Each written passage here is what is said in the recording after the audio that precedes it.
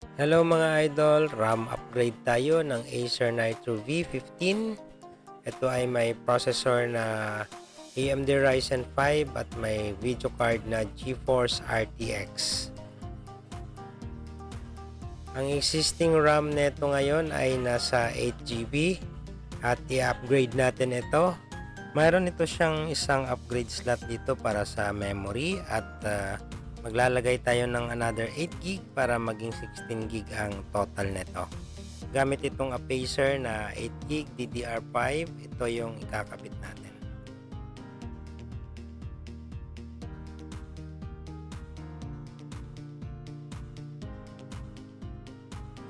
Para ma-upgrade natin ito, kailangan natin buksan itong kanyang back panel. So tanggalin lang natin yung mga screws dito para mabuksan natin ito.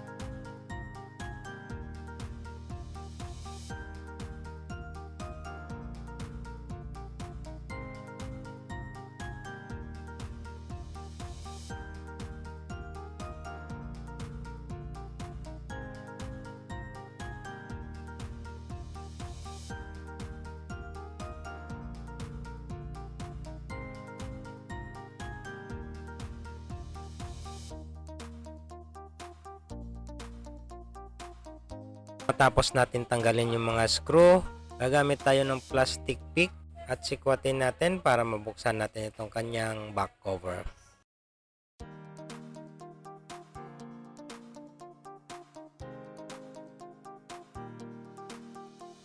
Kailangan maingat at paikot natin gagawin ito hanggang sa matanggal natin.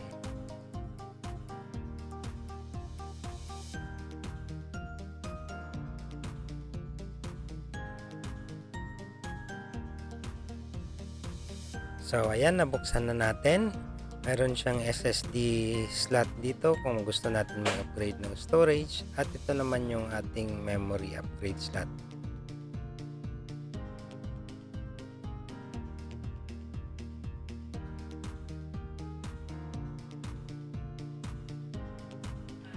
Para safety, kailangan muna natin i-disconnect yung kanyang battery bago tayo maglagay ng panibagong memory.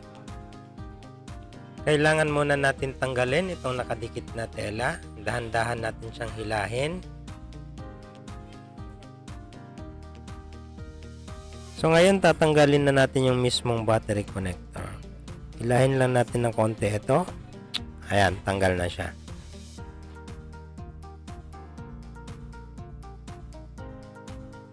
At dito na nga tayo sa pinakamadaling parte ng ating ginagawa. Ang pagkakabit natin ng ating additional memory.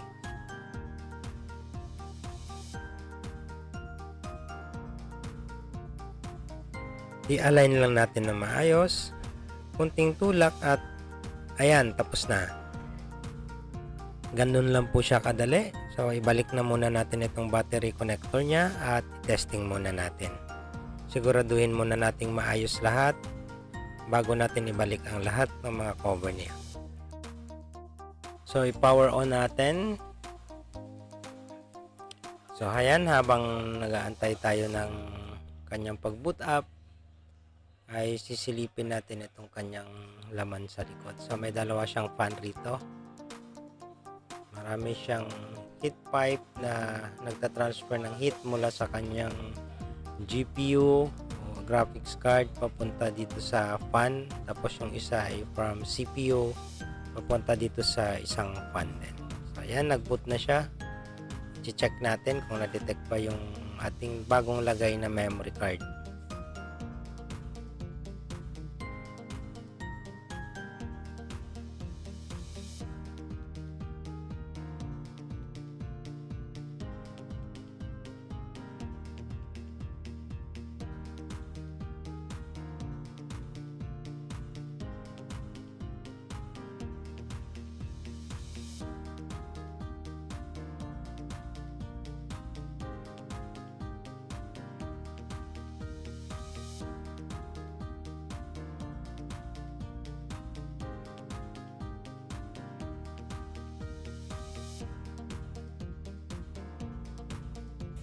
So ayan, na-detect naman siya kaya okay na ito. Isasara na natin ito. So i-shutdown na muna uli natin siya bago natin ibalik ang mga cover.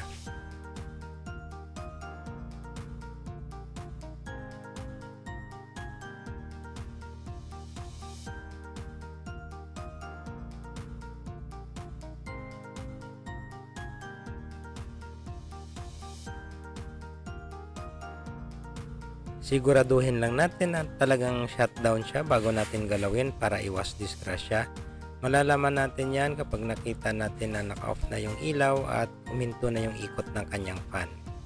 So ito, naka-totally shutdown na. Pwede na natin ibalik yung kanyang mga cover.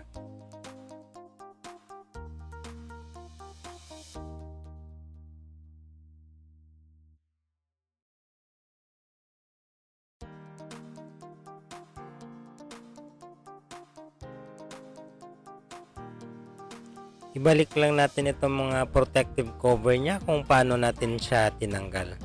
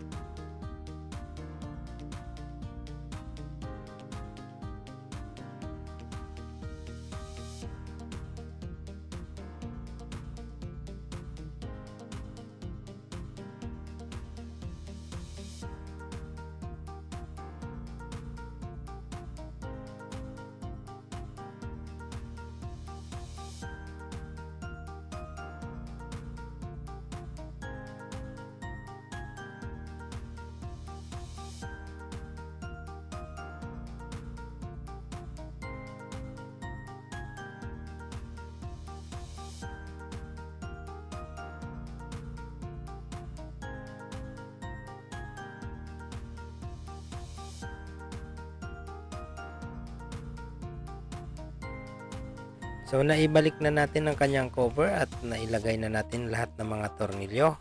Ngayon i-final check natin siya para mapakita natin sa inyo na tumaas na yung kanyang memory. Power on lang natin.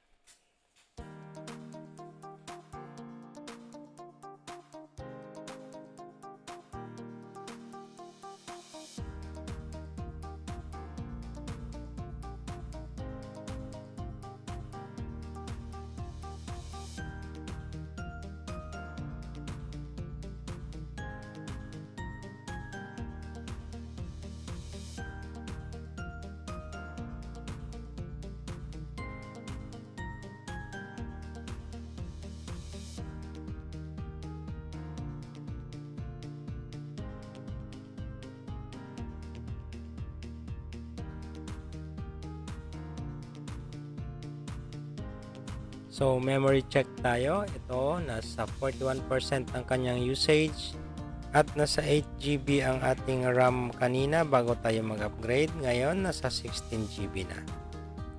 At kung nakatulong sa inyo o nagustuhan ninyo ang video ito, pwede nyo akong i-follow, like, share, and subscribe. Maraming salamat sa panonood and God bless.